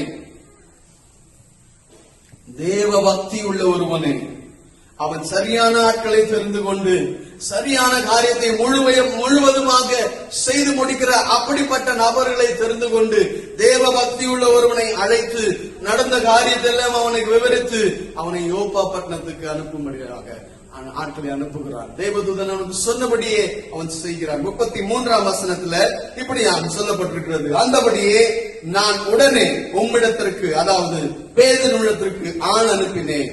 நீர் வந்தது நல்ல காரியம். தேவனாலே உமக்கு கட்டளையிட்ட யாவையும் கேட்கும்படிக்கு நாங்கள் எல்லாரும் இப்பொழுது இங்கே தேவ சமூகத்திலே கூடியிருக்கிறோம். அவனை ஆட்கள் அனுப்பின பிறகு தன்னுடைய சொந்த ஜனங்கள் எல்லாரையும் அவன் அனுப்பித்து, இப்படியாக ஒரு மனிதன் வரப்போகிறான், யோப்பா பட்டணத்துக்கு ஆட்களை அனுப்பியிருக்கிறேன், நம்ம எல்லாரும் சேர்ந்து அவர் என்ன சொல்ல போகிறாரோ, தேவ வசனம் நமக்கு என்ன சொல்ல போகிறதோ என்பதை தேடி எல்லாரையும் கூட்டி சேர்க்கிறான். தன் வீட்டார் அனைவரையும் அவன் கூட்டி சேர்க்கிறான். அந்த இடத்துல தேவனாலே உமக்கு கட்டளையிடப்பட்ட யாவையும் கேட்கும்படிக்கு நாங்கள் எல்லாரும் இப்பொழுது இங்கே தேவ சமூகத்தில் கூடியிருக்கிறோம். அன்பானவர்களே, அவன் தன்னோடு பேசின தேவனை அந்த வார்த்தையை தனக்கு மட்டுமாக வைத்துக் கொள்ளவில்லை, தன்னோடு இருக்கிற எல்லாரையும் சேர்த்துக் கொள்ளுகிறார். எல்லாரையும் போய் தேடி கண்டுபிடிச்சு அவங்க எல்லாரையும் கொண்டு வந்து சேர்க்கிறார். இப்படியாக ஒரு தேவ மனிதன் வரப்போகிறார். தேவ தூதன் எனக்கு சொல்லி இருக்கிறார், எல்லாரும் வாங்க தேவ வசனத்தை கேட்போம். எல்லாரிடத்துல போய் அவனை தேடி அவனை ரீச் பண்ணி அவங்க எல்லாரையும் கொண்டு வந்து சேர்க்கிறான். தேவ சமூகத்துல ஒன்று கூட்டுகிறான் எல்லாரையும். அன்பானவர்களே, இன்றைக்கு நீங்களும் நானும் செய்ய வேண்டியது அதுதான். தேவ வசனம் நமக்கு வரும் பொழுது நாம் மாத்திரமல்ல, நம்மோடு இருக்கிற எல்லாருக்கும் அந்த வசனம் போக வேண்டும் என்று நம் மற்றவர்களை போய் தேடி அவளை நாடி அவர்களையும் சேர்த்துக் கொள்ள வேண்டும். கொர்நேலியு தனக்கென்று மட்டுமல்லாமல் தன்னோடு இருக்கிற எல்லாருக்கும் இந்த வசனம் தேவை. பாருங்க, அவனுடைய பிரதிக்கிரியை எவ்வளவு அருமையாக இருக்கிறது. அவன் எப்படியாக மக்களை தேடி நாடி ஓடி அவர்களை பிடிக்கிறான். தேவ சமூகத்தில் அவன் எல்லாரையும் ஒன்று சேர்க்கிறான். தேவ வசனம் அவனுக்கு வந்தபோது அவன் செய்த காரியம், உண்மையான மனிதனை தேர்ந்தெடுத்து தேவ பக்தி உள்ளவனை தேர்ந்தெடுத்து அந்த காரியத்தை அவன் சரியாக செய்யும்படியாக அவனுக்கு எல்லாவற்றையும் விவரமாக சொல்லி தன்னோடு கூட மற்றவர்களையும் சேர்க்கிறான். எல்லாரையும் கூட்டி சேர்த்து அங்கே பேதுருடைய வசனங்களை அவன் கேட்கிறான். அதனுடைய விளைவு என்ன? 44ஆம் வசனம். இந்த வார்த்தைகளை பேதுரு பேசிக் கொண்டிருக்கையில் வசனத்தை கேட்டவர்கள் யாவர் மேலும் பரிசுத்த ஆவியானவர் இறங்கினார். வசனத்தை கேட்ட யாவர் மேலும் பரிசுத்த ஆவியானவர் இறங்கினார். ஏனென்றால் அவன் உண்மையாக அந்த காரியத்தை நாடினான். தேவ வசனம் தனக்கு வந்த பொழுது பரலோகத்திலிருந்து தனக்கு தேவதூதன் கொண்டு வந்த அந்த செய்தியை தனக்கென்று எடுத்துக் கொள்ளாமல் அதற்கான பிரதிக்கிரியை செய்தது மட்டுமல்லாமல் தன்னோடு எல்லாரையும் இணைத்துக் கொள்ளுகிறான். தன்னோடு எல்லாரும் சேர்த்துக் கொள்ளுகிறான். நான் மட்டுமல்ல, தேவனுடைய ஆசீர்வாதத்தை என்னோடு இருக்கிற எல்லாரும் பெற்றுக்கொள்ள வேண்டும். என்னுடைய இனஜனத்தார் பெற்றுக்கொள்ள வேண்டும். என் சொந்த பந்தங்கள் பெற்றுக்கொள்ள வேண்டும். என்னோடு இருக்கிற எல்லாரும் தேவ வசனத்தை பெற்றுக்கொள்ள வேண்டும், ஆசீர்வாதத்தை பெற்றுக்கொள்ள வேண்டும் என்று எல்லாரையும் தேடி அவர் எல்லாரையும் ஒன்று சேர்த்து தேவ சமூகத்திலே அவன் தேவனுடைய வசனத்தை எல்லாரும் ஆசையோடு கேட்கிறார்கள். அதனுடைய விளைவு தேவன் அங்கே அதை அங்கீகரித்தார். தேவன் அந்த கிரியை அங்கீகரித்தார். அன்பானவர்களே, இன்றைக்கு நம்முடைய கிரியைகளை தேவன் அங்கீகரிக்கிறாரா? நம்முடைய செயல்கள் பரலோகத்துக்கு பிரியமாக இன்னைக்கு இருக்கிறதா? கொர்நேலியு தனக்கு வந்த வார்த்தையை தன்னோடு மாத்திரம் வைத்துக் கொள்ளாமல் அந்த வார்த்தை தன்னோடு இருக்கிற எல்லாருக்கும் போக வேண்டும் என்று விரும்பி ஆத்தும பாரம் உடையவனாக, மற்றவருடைய தேவையை உணர்ந்தவனாக, எல்லாருக்கும் இந்த வசனம் தேவை என்கிற அவசியத்தை அறிந்தவனாக எல்லாரையும் அங்கே கூட்டி சேர்க்கிறார். அன்பானவர்களே, இன்னைக்கு நாம எத்தனை பேரை நாம் ஆண்டவர்கிட்ட கொண்டு வருகிறோம்? எத்தனை பேருக்கு நாம் தேவ வசனத்தை சொல்லுகிறோம்? எத்தனை பேருக்கு இந்த தேவ வார்த்தையை கேட்கும்படியான தருணங்களை நாம் ஏற்படுத்தி கொடுக்கிறோம்? கொடுக்கவும் செலவு பண்ணப்படவும் ஆயத்தம். இன்றைக்கு நாம் எவ்வளவு ஆயத்தத்தோடு இருக்கிறோம்? கொர்நேலியு இரவு பகலும் தேவனை தேடினது மாத்திரமல்ல, முழு இருதயத்தோடு தேடினது மாத்திரமல்ல, உண்மையாய் தேடினது மாத்திரமல்ல, தன்னோடு தன்னுடைய ஜனங்களும் காக்கப்பட வேண்டும் என்று அவன் ஆசையா இருந்தான். சரியான வேலை வந்த பொழுது, தேவனுடைய மனுஷன் பேதுரு வந்த பொழுது எல்லாரையும் கூட்டி சேர்த்து தேவ வசனத்தை கேட்க ஆரம்பித்தார்கள். எல்லாரையும் கூட்டி சேர்த்து விட்டான். தேவ வசனத்தை கேட்ட எல்லார் பேரையும் பரிசுத்த ஆவியானவர் இறங்கினார். விளைவு 48ஆம் வசனத்துல, கர்த்தருடைய நாமத்தினாலே அவர்களுக்கு ஞானஸ்நானம் கொடுக்கும்படி கட்டளையிட்டார். அப்பொழுது சில நாள் அங்கே தங்கும்படி அவனை வேண்டிக் கொண்டார்கள். அவர்கள் எல்லாரும் கர்த்தருடைய ஞானஸ்நானத்தை பெற்றுக் கொண்டார்கள். ஞானஸ்நானத்தை பெற்றுக் கொண்டார்கள். அவர்கள் எல்லாரும் புதிய தீர்மானத்தை எடுத்துக் கொண்டார்கள். தேவ வசனம் அவங்களுக்கு கிடைத்த போது அவர்கள் மேலே பரிசுத்த ஆவியானவர் இறங்கினது போல, அந்த இறங்கின பிறகு அவர்கள் எல்லாரும் தன்னுடைய வாழ்க்கையை தேவனுக்கு அர்ப்பணித்து அதனுடைய அறிக்கையாக எல்லாரும் ஞானஸ்நானம் பெற்றுக் கொண்டார்கள். பேதுரு அங்கே சில நாள் தங்கியிருந்து அந்த மக்களுக்கு போதித்தார். எப்படி வாழ வேண்டும் என்று போதிக்கிறார். அன்பானவர்களே, இப்படித்தான் நம்முடைய வாழ்க்கையிலே தேவ வசனத்தை பெற்றுக்கொண்ட பிறகு நாம் செய்ய வேண்டிய 3வது படி ரீச். மற்றவர்களை போய் நாம் தேடி கண்டுபிடித்து அவர்களையும் இந்த ராஜ்யத்தில் இந்த வசனத்தை கேட்கும்படியாக அவர்களுக்கும் நாம் இடம் உண்டாக்க வேண்டும். இதை கொர்நேலியு சரியாக அவனால் செய்ய முடிந்தது. காரணம் என்னவென்றால், அவன் உண்மையாய் பாரத்தோடு முழு இருதயத்தோடு தேவனோடு அவனுக்கு இருந்த உடன்படிக்கை அறிந்தவனாக அதை சரியாக நடத்துகிறான். ஒரு தேவ பக்தி உள்ள மனிதனை தேர்ந்தெடுத்து தன்னை அந்த காரியத்தை அவனிடத்தில் ஒப்படைத்து சரியாக தேவனுடைய மனுஷனை அங்கே வரவழைத்து எல்லாரையும் கூட்டி சேர்த்து தேவ வசனத்தினை கேட்க வைத்தான். எல்லாரும் பரிசுத்த ஆவியினாலே நிரப்பப்பட்டு ஞானஸ்நானம் பெற்றார்கள். எல்லாரையும் போய் சேர்ந்துச்சு. கடைசியா ரிசால்வ். அதே அப்போஸ்தலர் நடவடிக்கைகள்ல 27ஆம் அதிகாரத்தை நாம் திருப்பிக் கொள்வோமானால், அங்கே பவுலுடைய வாழ்க்கையில ஒரு சம்பவம் நடக்கிறது. நம்ம எல்லாருக்கும் தெரிந்த சம்பவம் தான். 27ஆம் அதிகாரத்துல 9ஆம் 10ஆம் வசனம். 27ஆம் அதிகாரம் முதல் வசனம் வாசித்தாலும் அதனுடைய பின்னணி நமக்கு புரியும். நாங்கள் இத்தாலியா தேசத்துக்கு கப்பல் ஏறி போகும்படி தீர்மானிக்கப்பட்ட பொழுது பவுலையும் காவலில் வைக்கப்பட்டிருந்த வேறு சிலரையும் அங்குஸ்து பட்டாளத்தை சேர்ந்த யூலியு என்னும் பெயர் கொண்ட 100க்கு அதிபதியினத்தில் ஒப்புவித்தார்கள். அவர்கள் எல்லாரும் கப்பல் பிரயாணம் செய்யும்படியாக இத்தாலியாவுக்கு போகிற அந்த பட்டணத்துக்கு போகும்படியாக அவர் கப்பல் பிரயாணம் செய்து கொண்டிருந்தார்கள். அப்பொழுது என்ன நடக்குது? 9ஆம் வசனம். வெகு காலம் சென்று உபவாச நாளும் கழிந்து போனபடினாலே இனி கப்பல் யாத்திரை செய்கிறது மோசத்திற்கு ஏதுவாயிருக்கும் என்று பவுல் அவர்களை நோக்கி, மனுஷரே, இந்த யாத்திரையினாலே சரக்கும் கப்பலுக்கும் மாத்திரமல்ல நம்முடைய ஜீவனுக்கும் வருத்தமும் மிகுந்த சேதமும் உண்டாயிருக்கும் என்று காண்கிறேன் என்று சொல்லி அவர்களை எச்சரித்தான். 9ஆம் 10ஆம் வசனத்துல 10ஆம் வசனத்துல அவன் சொல்கிறான், இந்த யாத்திரையினாலே நம்முடைய ஜீவன் காப்பாற்றப்படுவதற்கும் நம்ம ஜீவன் வருத்தத்துக்கும் மிகுந்த சேதத்துக்கும் உண்டாகும் என்று நான் காண்கிறேன். வசனத்து வருவதற்கு முன்பாக பவுலுடைய நிலைமை எல்லாரோடு சேர்ந்து அவனும் ஒரு நம்பிக்கை இல்லாத நிலைமையில அந்த கப்பல் பயணத்தை செய்து கொண்டிருந்தார். மிகமான பயங்கரமான புயல் காற்று அந்த கப்பல் மேலே அடித்துக் கொண்டிருந்தது. கப்பல் பிரயாணம் மிகவும் கடினமாக இருந்தது. இனி நாங்கள் அந்த கப்பலிலே பிரயாணம் செய்வது கடினம், மோசம் என்கிற ஒரு நிலை ஏற்பட்ட பொழுது இன்னும் அதற்கு கூட என்ன நடக்குது? 14ஆம் வசனத்துல கொஞ்ச நேரத்துக்குள்ள யூரோகேதோன் என்னும் கடும் காற்று அதில் மோதிற்று. பயங்கரமான காற்று அந்த கப்பல் மீது அடிக்கிறது.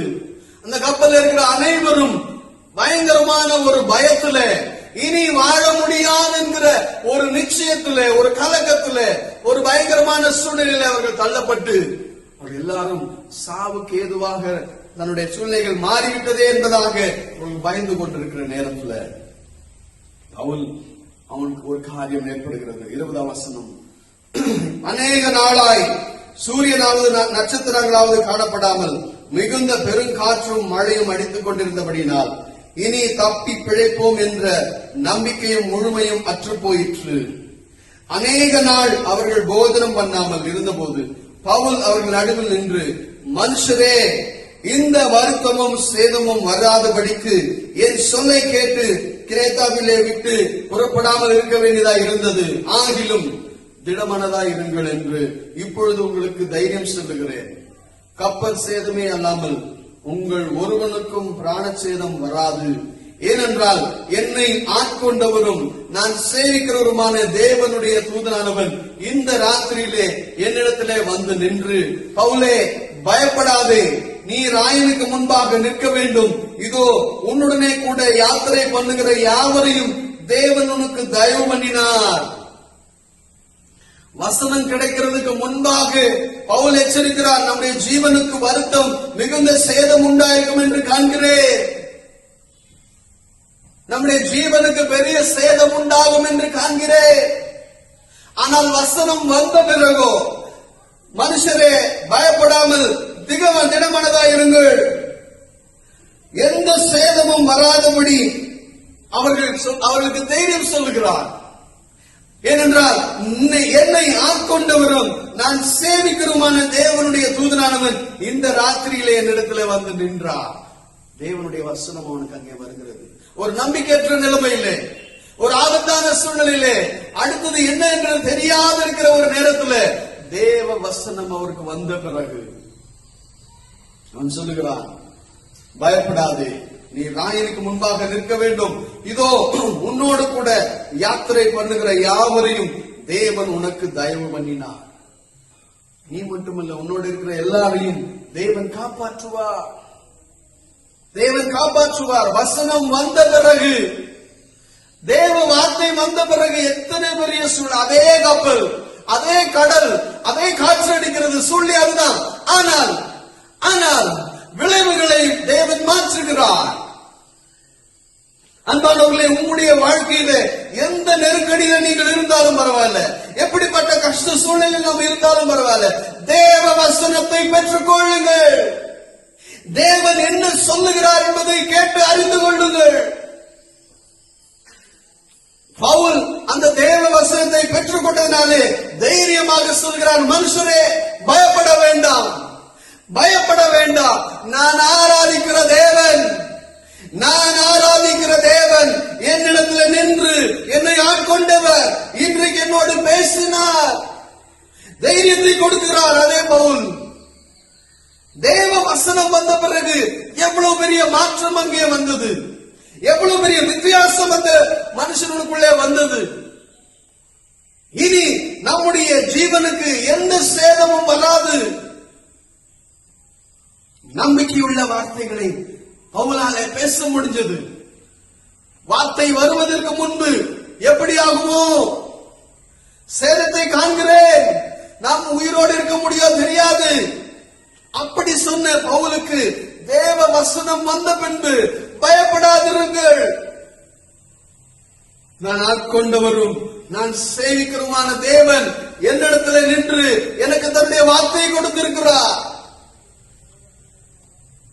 வசனத்துக்கு முன்பும் வசனம் வந்த பின்பும் பவுலுடைய வார்த்தைகள் இருக்கிற மாற்றங்கள். அன்பானவர்களே, அதுதான் ஜீவனுள்ள தேவனுடைய வார்த்தை நம்முடைய வாழ்க்கையில வரும்போது செய்யக்கூடிய அற்புதம். வார்த்தை வருகிற வரைக்கும் நமக்கு நம்பிக்கை இல்ல, நம்ம என்ன நடக்கும் தெரியாது, நம்பிக்கை இல்ல, நிலையற்ற நீர் ஜீவியம். ஆனால் வார்த்தை வந்த பொழுது அநேக நாள் சந்திரனையும் நட்சத்திரத்தையும் காண முடியல, காரிருள் அந்த கப்பலை சூழ்ந்திருந்த அந்த கடலில் அவங்க பிரயாணம் பண்ணி கொண்டிருக்கும் பொழுது, என்னை ஆட்கொண்டவரும் நான் சேவிக்கிறோமான தேவன் அவருடைய தூதன் வந்து நின்றார். உனக்கு ஒண்ணு ஆகாது, உனக்கு மாத்திரமல்ல, உன்னோடு இருக்கிற மனுஷனுக்கு ஒண்ணு ஆகாது. தேவன் ஒண்ணு அவர்களை உனக்கு தந்தார், அவர்களை காப்பாற்றுகிறார்.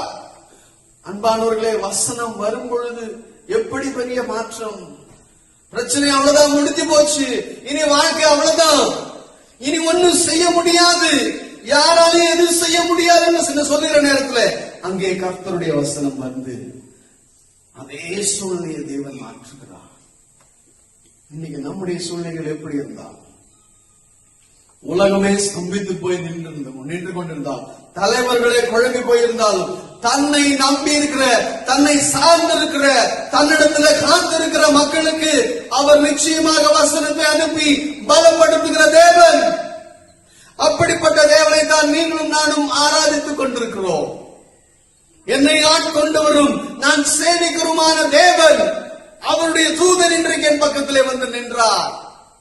இன்றைக்கு உங்களோட தேவன் நிற்கிறதை நீங்கள் உணர்கிறீங்களா? தேவ வசனம் உங்களுக்கு வந்ததை நீங்கள் உணர்ந்திருக்கிறீங்களா? தேவன் உங்களோடு பேசுகிறதை நீங்கள் உணர்ந்திருக்கிறீங்களா? ஆண்டவரே, இந்த சூழ்நிலைகள் எதனால் வந்தது, இதுல இருந்து நாங்கள் எப்படியாவது மீள வேண்டும். தேவ வசனம் உங்களுக்கு வந்திருக்கிறதா? மற்றவர்களை போல, உலகத்தாரை போல நீங்கள் நம்பிக்கையற்றவர்களாக, புத்தியினமாக, மதியினமாக, மதிக்கற்றவர்களாக இருக்க வேண்டாம். வெளிச்சத்துக்குள்ளே வந்த நாம் வெளிச்சத்தின் பிள்ளைகளாக நடக்க வேண்டும் என்று பவுல் சொல்கிறார். இன்றைக்கு நமக்கு அந்த நம்பிக்கை இருக்கிறதா? மற்றவர்களை போல நாம் பயந்து என்ன நடக்குமோ, என்ன ஆகுமோ, என் பிள்ளைக்கு என்ன ஆகுமோ? தேவ வசனத்தை பெற்றுக்கொள். உன் வாழ்க்கையில தேவன் என்ன சொல்லுகிறார் என்பதை தேவனிடத்திலிருந்து அறிந்து பெற்றுக்கொள். அந்த வசனம் வரும் பொழுது எல்லாவற்றையும் மாற்றும்.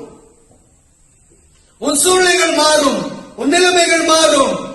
எப்படிப்பட்ட கொந்தளிப்பு உன்னுடைய வாழ்க்கையில் இருந்தாலும் சரி, எப்படிப்பட்ட எமர்ஜென்சி உன் வாழ்க்கையில் இன்னைக்கு இருந்தாலும் சரி, எல்லாவற்றையும் தேவ வசனம் மாற்ற முடியும்.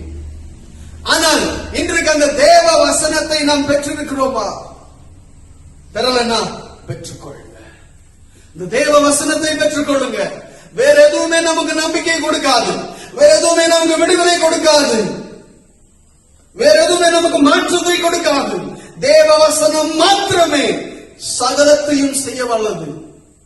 ஏனென்றால் அது தேவனிடத்திலிருந்து வருகிறது. ஏனென்றால் அந்த வார்த்தையில ஜீவன் உண்டு, அந்த வார்த்தையில வல்லமை உண்டு, அந்த வார்த்தையில விடுதலை உண்டு. காத்திருந்து அந்த வசனத்தை நீங்கள் பெற்றுக்கொள்ளுங்கள். வார்த்தையை பெற்றுக்கொள்ளுங்கள். வார்த்தையை பெற்றுக்கொண்ட பிறகு உங்க பிரயாணம் எப்படி இருந்திருக்கும் கொஞ்சம் யோசிச்சு பாருங்க. அது வரைக்கும் நடுங்கி கொண்டிருந்தவர்கள், பயந்து கொண்டிருந்தவர்கள், என்ன ஆகுமோ என்று கலங்கி கொண்டிருந்தவர்களுடைய வாழ்க்கையில ஒரு பெரிய மாற்றம். பயப்படாதீர்கள். பவுல் எழுந்து நின்று சொல்கிறான், பயப்படாதே, நான் உன்னையும் உன்னோடு கூட இருக்கிற மனுஷனையும் உனக்கு தந்தேன். இன்னைக்கு மத்தவங்களை பார்த்து, பயப்படுறவ பார்த்து இப்படிப்பட்ட வார்த்தையை நீங்க சொல்ல முடிகிறதா? அந்த வசனம் நீங்கள் தேவனிடத்திலிருந்து பெற்றுக் கொண்டிருக்கிறீர்களா? தேவனை அறியாத மக்களுக்கு, தேவனை தெரியாத மக்களுக்கு இந்த ஜீவனுள்ள வார்த்தையை பெற்றுக்கொண்ட நீங்கள் அவருக்கு சொல்லுவதற்கு ஆயத்தமா இருக்கிறீர்களா? அதற்கு முதலாவதாக நீங்க வசனத்தை பெற்றுக்கொள்ள வேண்டும். வசனத்தை பெற்றுக்கொள்ள வேண்டும். இந்த 4 படிகளை நீங்கள் சரியாக செய்ய, நமக்கென்று வருகிற தேவ வசனத்தை நாம் நமக்கென்று எடுத்துக்கொண்டு நம்ம நிலைமையை உணர வேண்டும். தேவனோடு நமக்கு இருக்கிற உடன்படிக்கையை புதுப்பித்துக் கொள்ள வேண்டும். அடுத்தபடியாக தேவனிடத்தில் அவர் விசாரித்ததை போல நாம் தேவனிடத்தில் போய் விசாரித்து நாம் தேவனிடத்துல ஒப்புரவாக வேண்டும். மூன்றாவதாக கொர்நேலியு செய்தது போல எல்லாரையும் கூட்டி சேர்த்தான். ரீச் அவுட், எல்லாரையும் சேர்த்து என்னோடு கூட நீங்களும் சேர்ந்து இந்த தேவ ஆசீர்வாதத்தை பெற்றுக் கொள்ளுங்கள். நீங்கள் எல்லாரும் நம்பிக்கையற்று இருக்க வேண்டாம். என்னிடத்துல பேசின தேவன் இப்படியாக சொல்லியிருக்கிறார், வாருங்கள் என்று சொல்லி எல்லாரையும் கூட்டி சேர்க்கிறார். அவர்கள் எல்லாரும் ஞான ஸ்நானம் பெற்றுக் கொள்கிறார்கள். சரியான நேரத்தில் அதை அவன் செய்கிறான், சரியானபடி செய்கிறான். பவுலுக்கு வந்த பொழுது, வார்த்தை வந்த பொழுது எல்லாருக்கும் நம்பிக்கை கொடுக்கிறவனாக மாறி போனான். நிச்சயமற்ற இருந்த பவுல் வசனம் வந்த பொழுது அவ்வளவு நம்பிக்கையோட தைரியமாய் பயப்பட வேண்டாம், நான் ஆராதிக்கிற தேவன் என்னை தப்புவிப்பார் என்று சொல்லியிருக்கிறார். இன்றைக்கு இந்த வார்த்தைகளை நீங்கள் சொல்ல முடியுமா? அதற்கு தேவனிடத்திலிருந்து நீங்கள் வார்த்தையை உங்களுக்கு என்று பெற்றுக் கொண்டிருக்கிறீர்களா? இந்த நாட்களிலே அதை பெற்றுக் கொள்ளுங்கள். தேவனிடத்திலிருந்து உங்களுக்கு என்று வார்த்தையை பெற்றுக்கொண்டு உங்களை தாழ்த்தி அந்த தேவ வசனத்துக்கு சரியான பிரதிக்கிரியை செய்து எல்லாரையும் கூட்டி சேர்த்து பிரச்சனைய நம்ம முடிக்க முடியும், ஜெயிக்க முடியும். அதைத்தான் தேவ வசனம் நமக்கு தெளிவாக சொல்லிக் கொடுக்கிறது. அன்பானவர்களே, இந்த நாட்களில நாம் தேவ வசனத்தை பெற்றுக்கொள்ள முற்படுவோம். ஏன்னா நம்பிக்கை கொடுக்கக்கூடியது ஒரே வசனம், தேவ வசனம் மாத்திரமே. அந்த வார்த்தையை நாம் தேவனிடத்திலிருந்து பெற்றுக் கொள்ளலாம். கண்களை மூடி ஜெபிக்கலாமா? எல்லாரும் கண்களை மூடி ஜெபிப்போம். ஆண்டவரை நோக்கி பார்ப்போம். ஆண்டவர் உங்களோட பேசிக் கொண்டிருக்கிறார். உங்களுக்குரிய வார்த்தையை நீங்கள் தேவனிடத்திலிருந்து பெற்றுக் கொள்ளும்படியாக ஆவியானவர் இப்பொழுது உங்களோடு பேசிக் கொண்டிருக்கிறார். நீங்க ஜெபத்துல ஆண்டவரிடத்துல கேளுங்க, ஆண்டவரே எனக்கான வார்த்தையை தாங்க சுவாமி, என் குடும்பத்துக்கான வார்த்தையை தாங்க சுவாமி, என் சூழ்நிலைக்கான வார்த்தை எனக்கு தாங்க, என் பயம் நீங்கிறதுக்கு, என் நம்பிக்கை இல்லாத நிலைமை மாறுறதுக்கு, என் சூழலை மாறுறதுக்கு, என் பிரச்சனை மாறுறதுக்கு, நாளைக்கு என்ன ஆகுமோங்கிற பயத்துல கவலையில ஆண்டவரே கலக்கத்துல இருக்கிற என்னுடைய நிலைமை மாறுறதுக்கு எனக்கு உடைய வார்த்தையை தாங்க ஆண்டவரே. கேட்போமா? அன்புள்ள ஆண்டவரே, நீ கொடுத்த உடைய வார்த்தைக்காக நன்றி செலுத்துகிறோம். இப்பொழுது என்னை கேட்டுக்கொண்டிருக்கிற ஒவ்வொரு மக்களோடும் நீர் இடைப்பட வேண்டுமா நாங்கள் ஜெபிக்கிறோம். ஆண்டவரே, ஒவ்வொருத்தருக்கும் உடைய வார்த்தையை அனுப்பும். அவங்க நிலைமைக்கு ஏற்றவாறு, அவனுடைய சிந்தனைகளுக்கு ஏற்றவாறு, அவங்க மனதின் நிலைமைக்கு ஏற்றவாறு ஆண்டவரே உடைய பரலோகத்தின் வார்த்தையை நீர் அனுப்பி ஒவ்வொருவரை நீர் ஆட்கொள்ளும்படியாக, ஒவ்வொருத்தருடைய வாழ்க்கையில நீர் ஆசீர்வாதத்தை தரும்படியாக, தனக்கு வருகிற வசனங்களை வார்த்தைகளை சரியானபடி ஆண்டவரை எடுத்துக்கொண்டு ஆண்டவரை உம்மோடு இருக்கிற அந்த உறவுல உடன்படிக்கையில தங்களை ஆண்டவரை புதுப்பிக்கும்படியாக, ஆண்டவரை செய்ய வேண்டிய பிரதிக்கிரியை சரியானபடி செய்யத்தக்கதாக, தன்னோடு மாத்திரமல்ல கொர்நேலியை போல மற்ற எல்லாரையும் சேர்த்துக் கொள்ளும்படியாக, ஆண்டவரே நம்பிக்கை இல்லாத நிலைமையில இருந்தாலும் தேவ வசனம் வந்த பொழுது பவுல் தைரியமாக நின்று, நான் ஆட்கொண்டுகிற என்னை ஆட்கொண்டிருக்கிற தேவன் இந்த ராத்திரியில் என்னோடு நின்றார் என்று சொல்லுகிற வண்ணமாக ஆண்டவரே மற்றவர்களுக்கு உபயோகம் உள்ள, விசுவாசம் உள்ள, தைரியம் உள்ள வார்த்தைகளை பேசுவதற்கு நீர் உம்முடைய வார்த்தையை இந்த மக்களுக்கு அனுப்புங்க ஆண்டவரே. இந்த அன்பான மக்களுக்கு அனுப்பும் ஆண்டவரே. உம்மிடத்திலிருந்து அந்த வார்த்தையை இந்த மக்கள் பெற்றுக்கொண்டு ஆசீர்வதிக்கப்படட்டும் ஆண்டவரே. தேவையுள்ள மக்களுக்கு அதை கொடுக்கட்டும் ஆண்டவரே. கொர்நேலியை போல மற்ற எல்லாரையும் கூட்டி சேர்க்கும்படியாக நீர் இவர்களை மாற்றும். அநேகர் உம்மை ஏற்றுக்கொண்டு அன்றைக்கு ஞானஸ்நானம் பெற்றது போல அநேகர் ஆண்டவரை இந்த நாட்களிலே உம்மை ஏற்றுக்கொள்ளும்படியாக, உம்மை பின்பற்றும்படியான மக்களாக மாறட்டும் ஆண்டவரே. நீர் கிருபையாக இந்த வார்த்தையை எங்க மக்கள் பெற்றுக்கொள்ளும்படியாக உதவி செய்யும், ஆசீர்வதித்து வழிநடத்தும். இயேசுவின் மூலமாய் கேட்கிறோம் எங்கள் நல்ல பிதாவே. நம்முடைய கர்த்தராகிய இயேசு கிறிஸ்துவின் கிருபையும் பிதாவாகிய தேவனுடைய அன்பும் பரிசுத்தாவின் ஐக்கியமும் வல்லமையும் நம் அனைவரோடு கூட எப்பொழுதும் இருப்பதாக.